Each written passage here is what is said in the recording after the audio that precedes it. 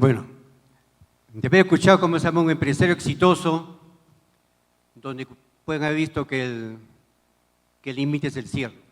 Todo se puede en la vida. Pero hay un temita que voy a tratar, que se llama construyendo equipos de alto rendimiento, de influencia y liderazgo en la mentalidad empresarial.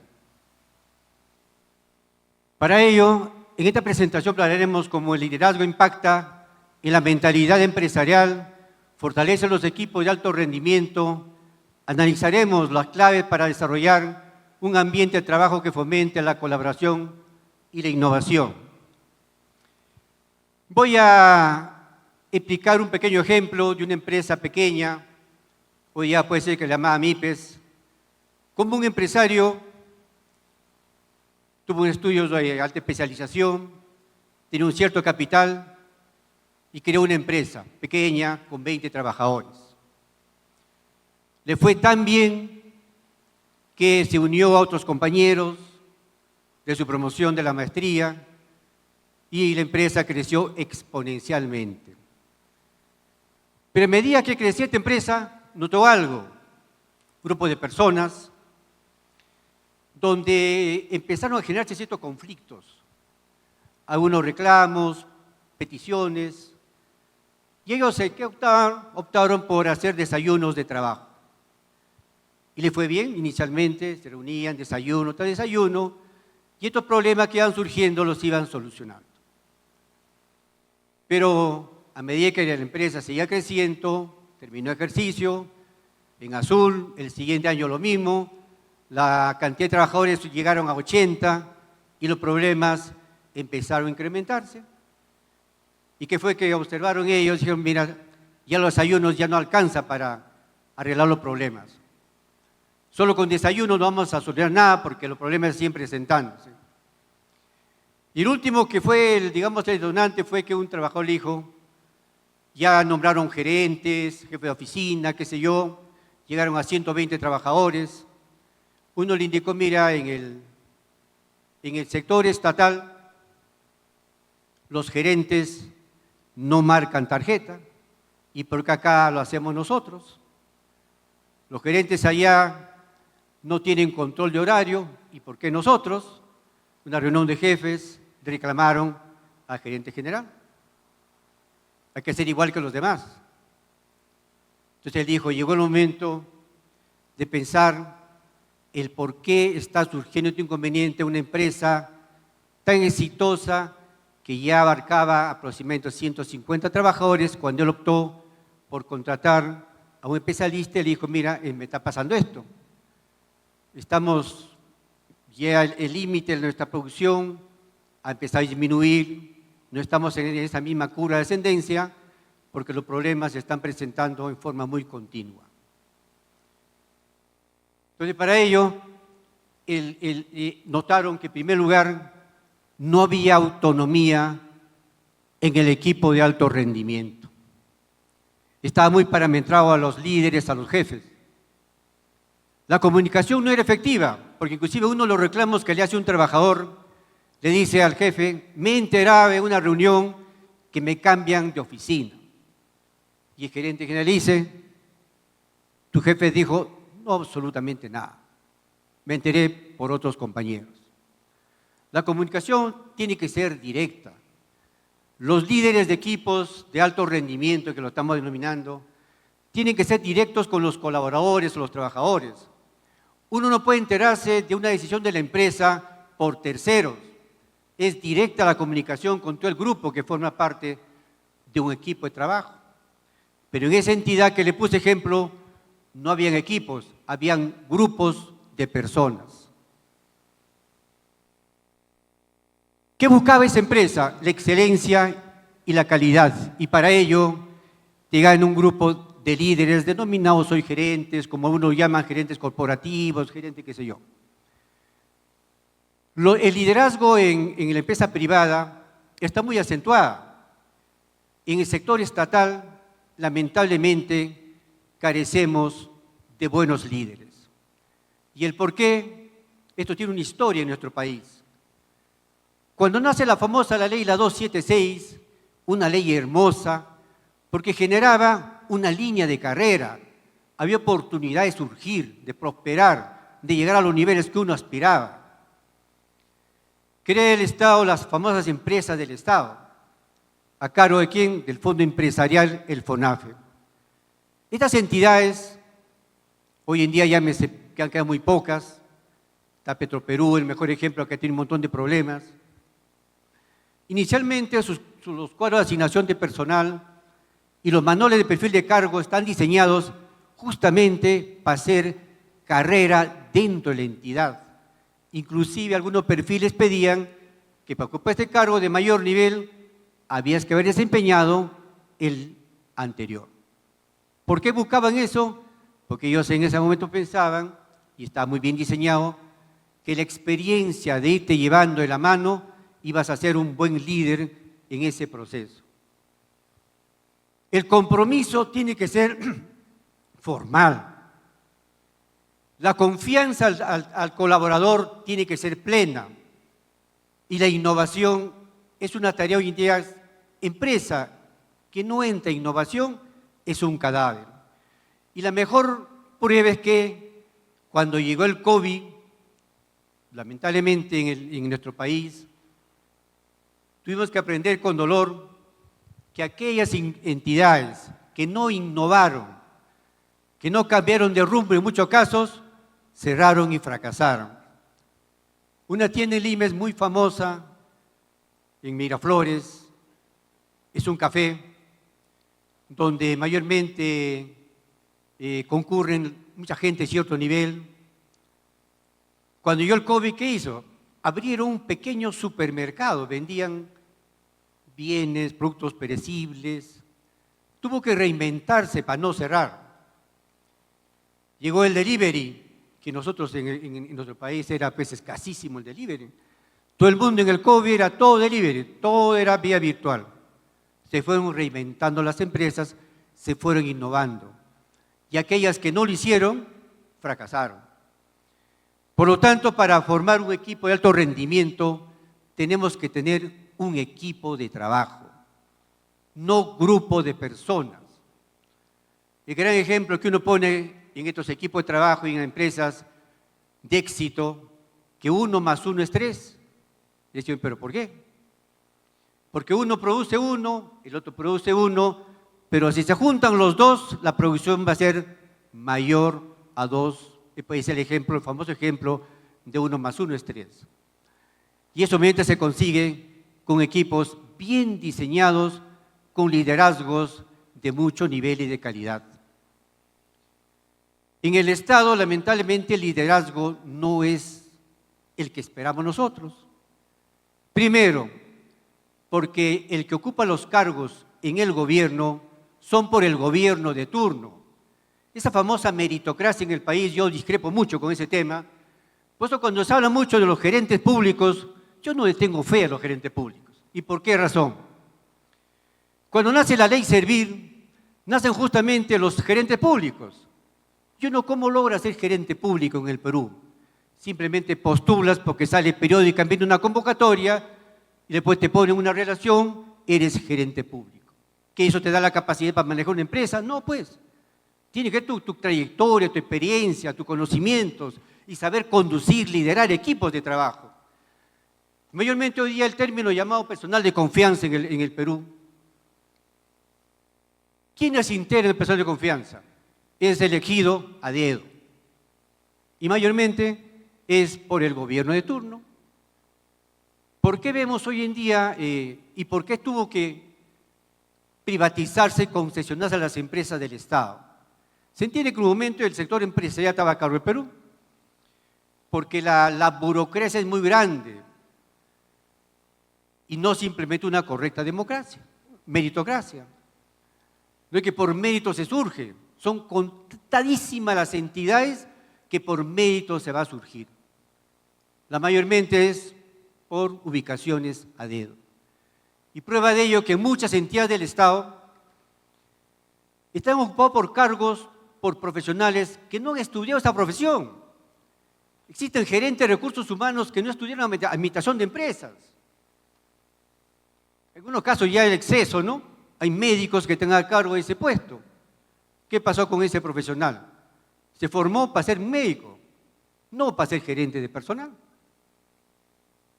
Por lo tanto, la famosa meritocracia, la verdad no hay mucha fe en el Perú.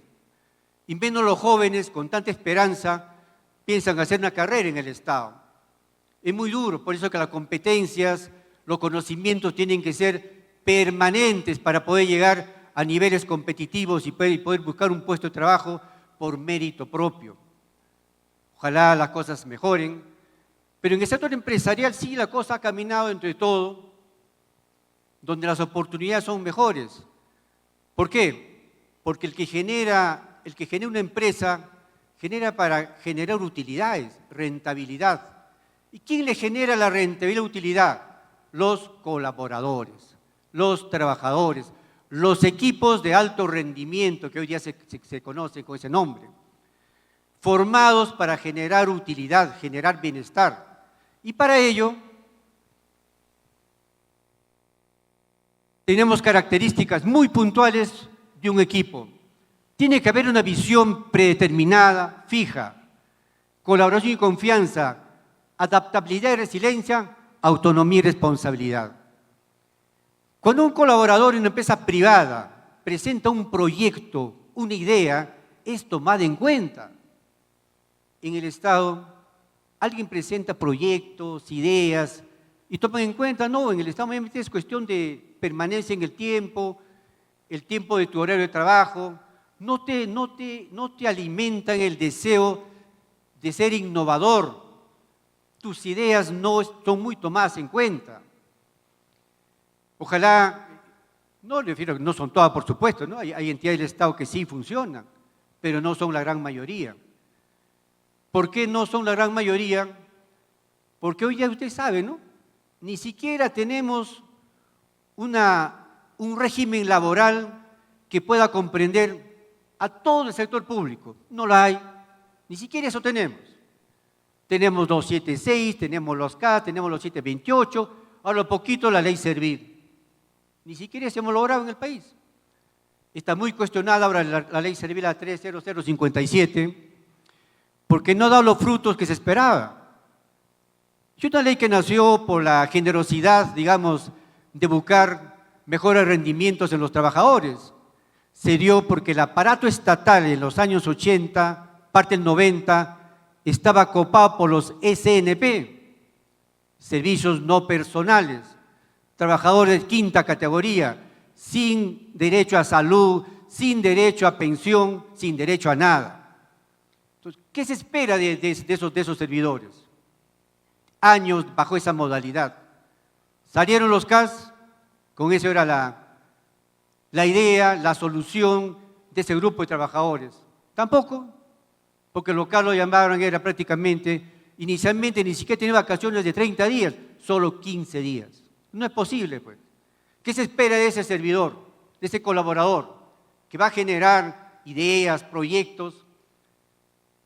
Ni siquiera el sueldo le compensa, lo que decían los ejemplos los anteriores expositores. Si quieres generar mayor ingresos, probablemente opta por una actividad distinta que te genere bienestar. El rol del equipo de alto rendimiento inspira a guiar. Crea un entorno de confianza, desarrollo personal, profesional, empodera a los miembros del equipo.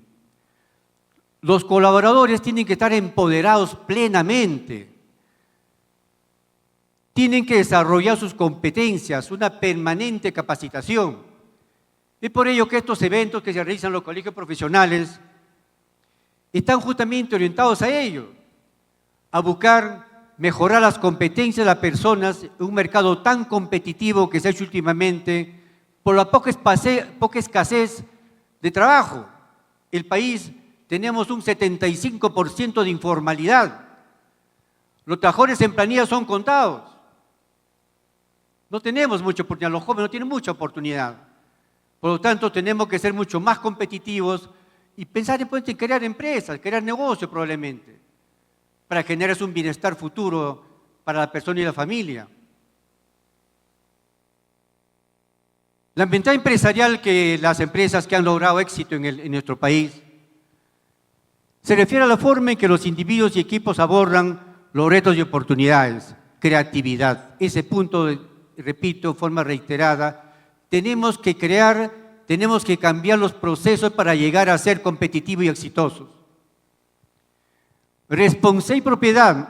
El colaborador debe sentirse responsable y propio de los procesos, propios empresas, sentir que la empresa es suya. Es el objetivo de formar equipos de trabajo. Yo debo sentirme que cuando voy a trabajar en mi entidad, estoy yendo a mi trabajo, a mi empresa. Por eso es que cuando las empresas privadas hacen una inducción de personal, que no ocurre en el Estado lamentablemente, en la inducción de personal, cuando concluye ese proceso, ya te meten al cerebro la cultura de la organización, sus bondades, su misión, su visión, sus objetivos, todo lo demás. Llegas a amar a tu empresa. Tolerancia y riesgo al fallo. El fallo no tiene por qué asustarnos.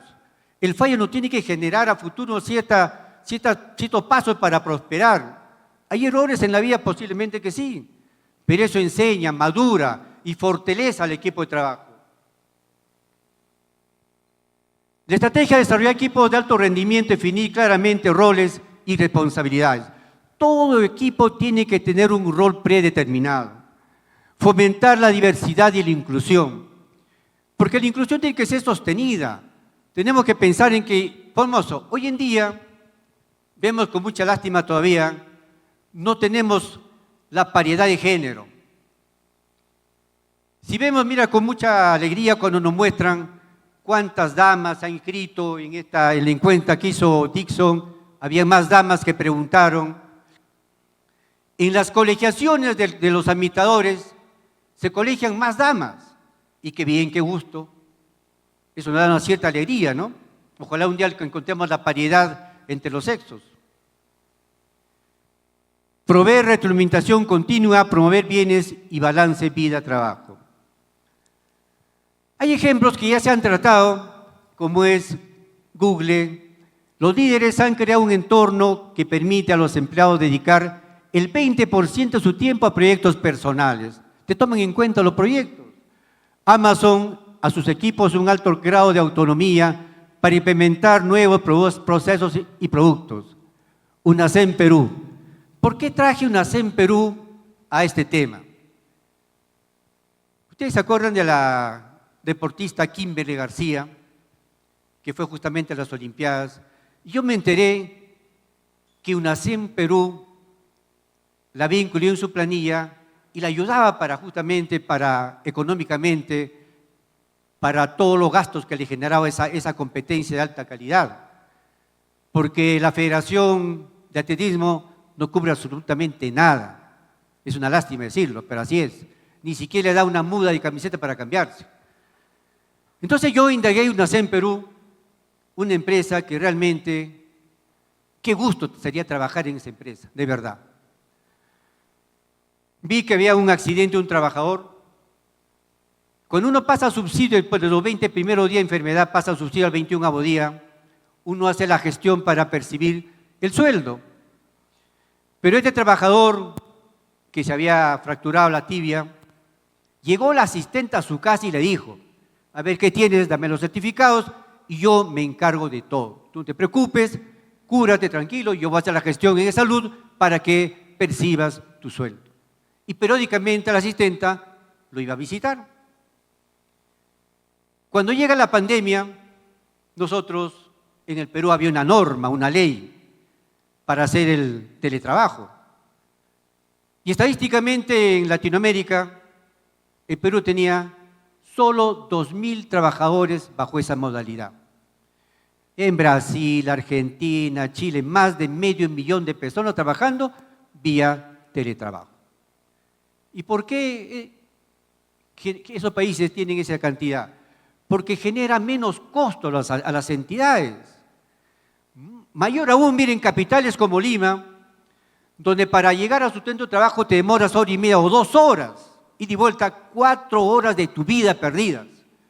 Y probablemente, mire usted, que tu actividad no requiere permanentemente asistencia a la empresa. ¿Por qué no te dan el teletrabajo?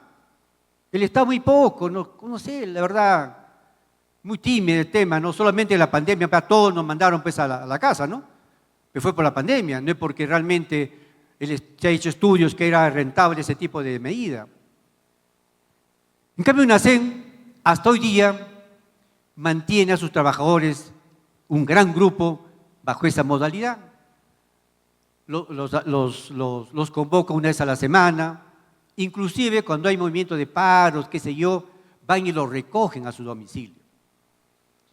En el teletrabajo fueron y les llevaron el escritorio, la silla, todo lo demás, todo le llevaron. Nada puso el trabajador para llevar a cabo el teletrabajo. Una entidad muy hermosa, de verdad. Yo me quedé sorprendido cuando empecé a googlear, a buscar qué era UNACEN. UNACEN es una empresa familiar. Tiene un seguro médico familiar envidiable para todos. Inclusive aseguran a sus padres, no solamente a los hijos y cónyuges, sino a los padres. Por lo tanto, ¿qué colaborador no va a amar a esa empresa? La sienten suya. ¿Por qué? Porque han logrado formar equipos de trabajo, no grupos de personas. Eso es el objetivo que tiene que buscarse para ser exitosos en el tiempo y sostenibles. Las entidades que no optan por un mecanismo similar tienen problemas. Hay muchísimas empresas que tienen inconvenientes hoy en día. Más aún que ya nos han explicado que la situación de Perú no es tan exitosa como se nos pinta, ¿no? Nos han bajado de calificación en el mercado financiero internacional. Se hablaba, le hice una pregunta a un expositor, ¿qué significaba el puerto Chancay para el Perú?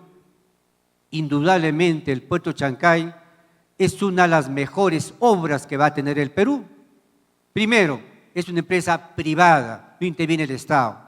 Segundo, hay una inversión enorme al Estado que genera empleo. Tercero, esa localidad de 54.000 habitantes ya está llegando a los 100.000 habitantes. Ahí sí tiene que entrar el Estado. ¿Por qué? Porque faltan colegios, faltan hospitales, falta una serie de cosas donde el Estado tiene que participar. Pero ¿gracias a qué? A una inversión privada que nos posiciona en Latinoamérica como uno de los mejores países en temas portuarios. Es una inversión enorme que es un puerto de última generación que va a ser manejado, obviamente, claro, por los privados, ¿no? Y los dueños son los chinos. Pero UNACEN es peruana, está dedicado al cemento. UNACEN es una empresa familiar, donde ellos han logrado compenetrarse los hermanos y trabajan de una manera que realmente, como quisiéramos, que todas las entidades en el Perú fueran similares a UNACEN. Es el mejor ejemplo cómo se logran equipos de alto rendimiento. Equipos que generan una enorme rentabilidad y utilidades para la empresa y satisfacciones para el trabajador. Un colaborador jamás va a contribuir plenamente si no se siente identificado con su entidad y sobre todo que le da bienestar a él y a su familia. ¿Y eso qué nos da? Los sueldos, los beneficios, el trato que nos da. Hay un ejemplo que hace algunos años surgió en Japón. Ensamblaban automóviles. Vi una crisis, salió una competencia donde bajaron enormemente su producción y los llamaron los dueños, a los trabajadores, y le manifestaron la situación que se encontraba la entidad. Y le dijeron, mira, hay unos bonos que vamos a trasladarlos para el próximo ejercicio. No podemos pagar esta oportunidad porque tenemos que hacer esta inversión para nuevamente entrar a la competencia con las otras empresas que se han formado. ¿Y ustedes saben cuál fue la respuesta de los trabajadores? Dijeron, mira, no lo patees un año, patealo si quieres 2, 3 años, que la empresa se recupere. Porque ¿por qué dijeron eso los trabajadores? Si quieres disminuir el sueldo, pero luchemos, rememos a un mismo sentido para recuperar la empresa. porque estaban identificados con su entidad, porque la sentían propia, la sentían suya. Eso es lo que buscan los equipos de alto rendimiento. Y el ejemplo fue claro, volvió a reflotar esa entidad, esa empresa, hoy ya se ubica una de las empresas más grandes en tema de automóviles. Hay crisis, por eso es que la crisis no tiene por qué preocuparnos cuando se han formado equipos sólidos, fuertes, hoy en día calificados como equipos de alto rendimiento y no grupos de personas que lamentablemente esos se forman en muchísimas entidades, sobre todo en el aparato estatal. Es por eso que cuando yo ingresé a ver UNACEN, me agradó mucho, vi su directorio, vi sus niveles de producción, vi cómo sus ejercicios han ido llevándose año a año, vi que la pandemia no los golpeó. Dije, caramba, esta empresa qué bonita, ¿no? Empecé a estudiar, a ver, y dije, este es un ejemplo que a usted le pongo a consideración, que cómo se logra el éxito cuando se trabaja pensando no solamente en el beneficio de empresarios, sino en los colaboradores, en la familia. Formar una familia cuesta, grupos es fácil. La familia tiene que ser una familia sólida, unida, fuerte, con una sola visión, que es la entidad, la empresa, porque a esa es donde uno entra y de eso vive la familia, es el bienestar familiar de la esposa a los hijos. Entidades como estas entidades que son el ejemplo, cómo logran los objetivos que tiene todo el sector empresarial. Ojalá que el Estado tuviera ese ejemplo de estas entidades, que se preocuparan más por los trabajadores y que le hicieran el lugar que le corresponda, que sus ideas sean tomadas en cuenta y que los sueños de los empresarios, ojalá sean los sueños en el Estado, porque el Estado obviamente ¿en qué se norma? ¿En qué se rige? En normas, reglamentos, eso se cumple en el Estado. Y una prueba que fue la pandemia, cuando sacaban todos los días decretos. ¿Qué creen? ¿Que con decretos se arregla un problema? Eso es falso. Eso jamás ha dado eso. Además hay ley tras ley, son normas tras normas que son repetitivas. Un ejemplo. Saca una norma donde dice se prohíbe la contratación de locaciones de servicio en el Estado y todavía hay una serie de cosas. Ya hay normas antiguas, el Código Civil te prohíbe. ¿Y para qué sacas el Código Civil y dice que está prohibido? Una norma saca para prohibir lo que está prohibido. Inconsistente.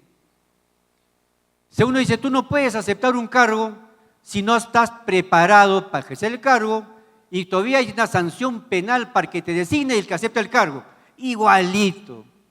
Hay concursos que se dan, concursos para gerentes, título profesional, gana un bachiller. Yo no sé, la verdad, no les interesa la norma, no sé para qué están hechas. ¿Cómo ganó un bachiller si decía título profesional? Que es una burla, ¿dónde está la meritocracia?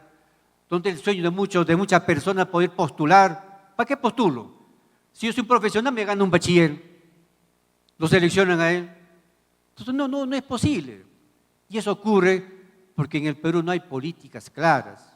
Menos va a haber equipos de alto rendimiento ni competencias. A la Junta se forman grupos de personas bajo esta modalidad de conducción del gobierno. No hay confianza. Se siguen contratando locadores. Está prohibido. El locador no tiene derecho a nada. No sé cómo miran a estas personas, ¿no? No sé si hay una ignorancia, desconocimiento. Sigue ingresando locadores en todo el aparato estatal. ¿Esos locadores que forman parte de los equipos de trabajo? No, pues. Son contratos eventuales. Y el colmo lo colmas. Los locadores los renuevan en el Estado. ¿Cómo se va a renovar una locación de servicios? Es un principio y un fin. No, hay una renovación de esto. Dice como si yo dijera, voy a pintar mi casa, píntame esta pared, después llego, ahora saqué, píntame la otra, ahora arréglame la ventana. Eso no es posible. O sigo repitiendo los mismos términos de referencia. Te contraté para pintar la pared, te vuelvo a contratar para que sigas pintando la pared y sigas pintando la pared por varios años. Eso ocurre, eso no es posible y se da. ¿Qué esperamos? ¿Formar equipo de alto rendimiento con ese grupo humano que forma parte de esa entidad? No, pues. no va a ser posible, porque ellos jamás van a sentir propia la entidad si con la justa tiene un contrato de locación de servicios. Una 276 que se formó hermosa en cuanto a proyección de vida del trabajador, que lamentablemente nace muerta. El MUC, que lo llaman, que es el sueldo del servidor público de la 276, ni siquiera llega al sueldo mínimo vital. La mayor cantidad del ingreso está, ¿qué? CAFAE. ¿Qué esperan de ese servidor? ¿Que fuera un equipo de alto rendimiento? No, pues. No se va a dar, jamás. Por eso es que el Estado es lento, engorroso, tedioso, burocrático, y nadie hace absolutamente nada para cambiar esa forma del desarrollo del Estado. Bueno, y ya este tema para concluir, el tema del liderazgo empresarial, es claro que todos tenemos que tener primero una gestión por objetivos, hacer que mejor avance comunicación, gestión, delegar. La delegación se trató, y qué bien, mira, ampliamente en este escenario, tiene que saberse delegar para lograr resultados sostenibles en el tiempo. Si yo no delego, como dijo acá el puesto anterior, empresario que generó éxito en el tema empresarial y por supuesto muchos ingresos, tú no puedes actuar en una entidad si no sabes delegar. Pero ustedes ya han laborado, han sentido que en su entidad delegan las responsabilidades, delegan los procesos, son contados. Hay que esperar que venga el jefe, pues, ¿no? Y si el jefe no llega, no hay forma. Él tiene que decidir. Si no decide, ¿qué hacemos? No avanza.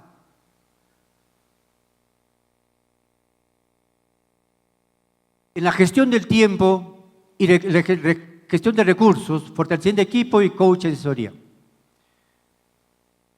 Si no preparamos al personal, no los capacitamos, los tiempos y los procesos no se van a cumplir. Y las entidades privadas, el nivel de competencia es muy grande. Te va a absorber en la competición, el competidor. Te va a quitar espacio en el mercado. El mercado es muy competitivo. Más aún, llegado con la inteligencia artificial, la era disruptiva. La era disruptiva es muy fuerte, muy grande, que cuando lo hemos sentido nosotros, que esto no es nuevo, cuando llegó el COVID. Nos dimos cuenta que la cosa había cambiado enormemente. Por lo menos gracias al COVID, tenemos en todo el aparato estatal las mesas de parte virtuales, que antes no la había. Había que ir con tu folder, con tu documento, te sellaban, etcétera, etcétera. Y peor todavía era en el Poder Judicial, porque tu demanda tenía 50, 80 páginas, para que te reciban ese expediente demoraba 1 hora, tenía que contar página por página, si no falta, 3 juegos, te sellaban uno y se quedaban. Para derivar tenía que sacar otra copia, otra copia, otra copia, otra copia. Hoy en día no, va por el sistema, ingresa todo lo demás. Por lo menos algo nos enseñó el COVID, aprendimos con dolor.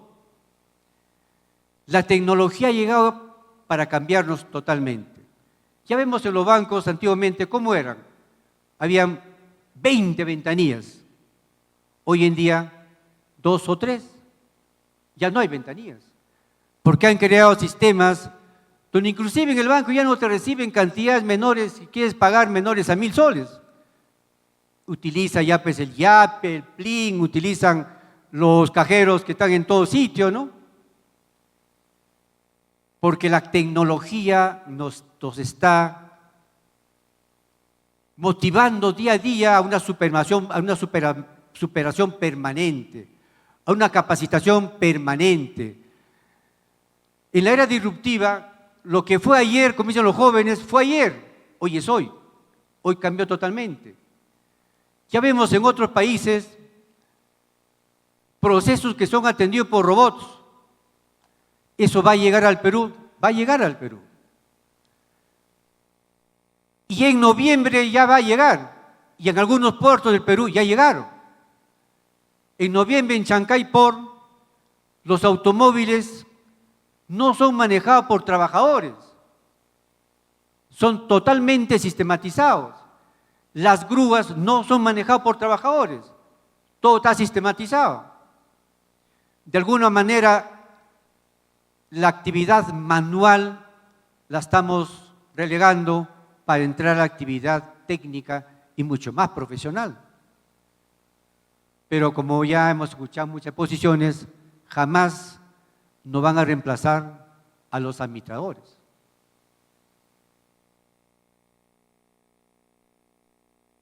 El liderazgo adaptativo está orientado exclusivamente a adaptarnos a los cambios.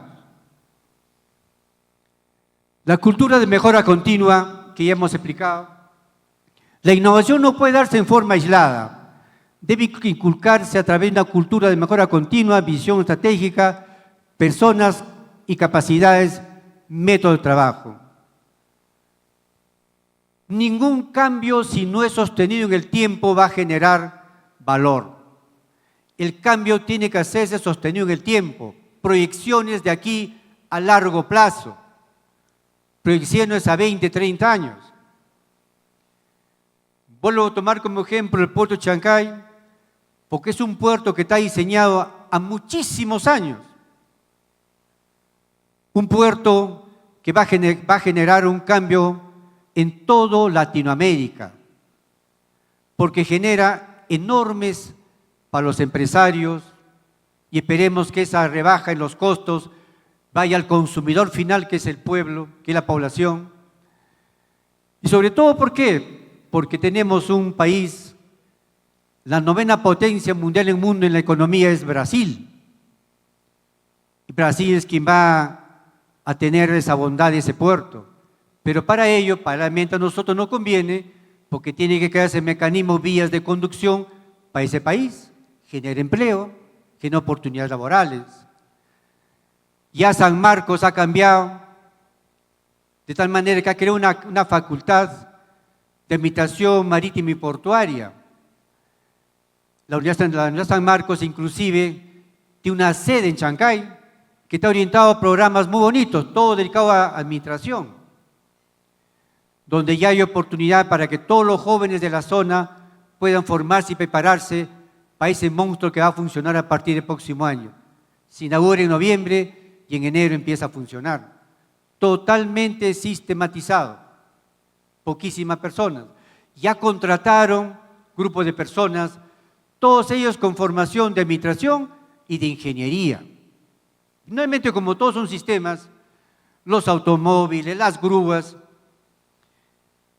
esta inversión inicial de 1.400 millones de dólares es inicial porque el objetivo principal y final es llegar a 3.500 millones y competir, por eso está preocupado Estados Unidos, competir con el puerto que está cercano, que son Los Ángeles, donde tenemos 2 puertos que manejan 85 grúas, uno de ellos, es un monstruo. Por eso es que se piensa construir otro puerto llamado Corillo en Arequipa. Para nosotros, ojalá, bienvenido sea, porque la competencia genera mejores beneficios para todos. Y si Corillo se da, va a haber otra inversión y una enorme oportunidad laboral para los jóvenes de la zona. Chancay ha contratado a muchísimos chicos jóvenes de toda la parte norte. Desde enero salió la convocatoria, donde pedían jóvenes se inscriban para obtener un puesto de trabajo en una empresa que va a ser indudablemente el orgullo de trabajar en esa entidad. Y de seguro van a formar equipos de trabajo de alto rendimiento. La inversión ayuda, favorece, crea empleo. En el país ojalá el Estado invirtiera, y no gasto corriente, sino en inversiones.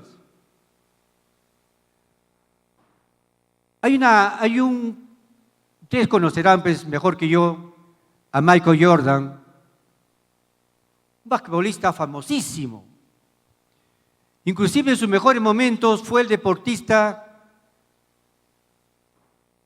el que mejor cobraba en el mundo, era Michael Jordan. Qué Messi, qué Ronaldo. Hoy en día, claro, Messi y Ronaldo ya lo superaron, ¿no? Pero en su momento era uno de los deportistas mejor pagados del mundo. Y tenía unas palabras que me llamó la atención. Uno piensa a veces que los deportistas pues están formados para actividades distintas, qué pensamientos tan fuertes, ¿no? Pensamientos tan sólidos, que realmente cuando viste las ideas que tenía Michael Jordan, me llamó poderosamente la atención. Y evidentemente ya hay pues, estudiosos que tienen un montón de pensamientos en el tema del trabajo continuo, del liderazgo, qué sé yo. Pero dije, Michael Jordan decía y dijo, la victoria no es para equipos con los mejores jugadores, la victoria es para los mejores jugadores en el mejor equipo. Por eso que yo les indicaba, cómo quisiéramos todos haber laborado, trabajar una empresa como UNACEM, en empresas como Google, empiezan esos monstruos que no solamente piensan generar dinero, sino pensar en los colaboradores que laboran en las empresas, en los trabajadores, en el bienestar, porque son equipos que le generan ingresos, le generan dinero y por lo tanto ellos retribuyen en ese equipo de trabajo. Eso es el tema que les traía a colación para esta oportunidad. Gracias por haberme escuchado.